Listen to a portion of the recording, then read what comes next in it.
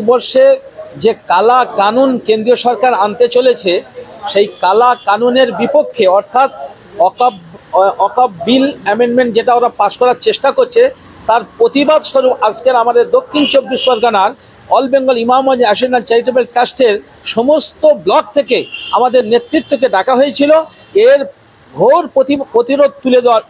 প্রতিবাদ করার জন্য।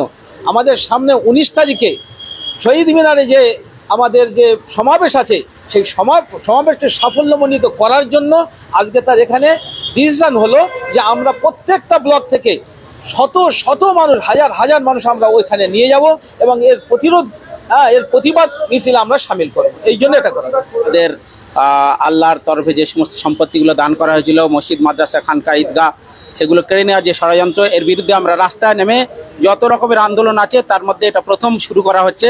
এরপরে যত রকমের আন্দোलन করা যায় গণতান্ত্रिक पद्धति মেনে আমরা সবগুলোই করতে চাচ্ছি। देखिए, सबसे पहली बात तो मैं आपको ये बोल दूंगा कि इस वक्फ बिल अमेंडमेंट बिल के अगेंस्ट में सबसे ज़्यादा जो आज के डेट पे ज़रूरत है इसके बारे में अवेयरनेस और इसकी पूरी इन्फॉर्मेशन पब्लिक को समझ में आना बहुत ज़रूरी है। 90% लोगों को इसके बिल के बारे में पता ही नहीं है, क्या पॉजिटिव क्या नेगेटिव। पॉजिटिव तो ऐसा कुछ दिख नहीं रहा, सारे नेगेटिव चीज़ें, बट लोगों को पता नहीं है। तो इसके बारे में मास लेवल में अवेयरनेस करना बहुत ज़रूरी है। जब तक लोगों को ये पता नहीं चलेगा कि इस बिल के कितनी नेगेटिव पॉइंट है जो आने वाले फ्यूचर में उनके राइट को किस तरीके से ब्रूटल तरीके से कुचलेगा, ये चीज़ उनको जानना बहुत ज़रूरी है। और जब तक वो जानेंगे नहीं इसके अगेंस्ट पे रोड पे प्रोटेस्ट करेंगे नहीं, और इसके अगेंस्ट में मास लेवल प्रोटेस्ट करने की ज़रूरत है। मास लेवल मीन्स एक घर तक इसके बारे में अवेयरनेस जाने की ज़रूरत है।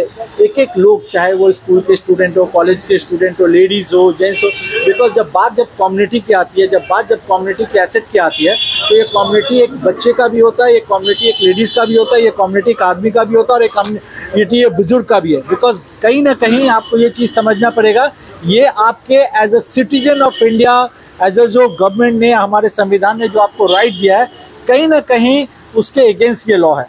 तो उसको प्रोटेक्ट करने के लिए अभी हमें मास लेवल का प्रोटेस्ट करने की ज़रूरत है। मैं बार बार कहता हूँ कि हर घर से आवाज़ आनी चाहिए, हर मोहल्ले से आवाज़ आनी चाहिए, हर सिटी से आवाज़ आनी चाहिए, हर स्टेट से आवाज़ आनी चाहिए, और सब मिला के ये देश की आवाज़ बननी चाहिए। तब बिलेर বিরোধিতা করে আমাদের দক্ষিণ 24 পরগনা জেলার আমরা প্রত্যেকটা ব্লকে, প্রত্যেকটা পঞ্চায়েতে, প্রত্যেকটা গ্রামে, প্রত্যেকটা মসজিদে এই আইনের বিরোধিতা করার জন্য আমরা আন্দোলন শুরু করেছি।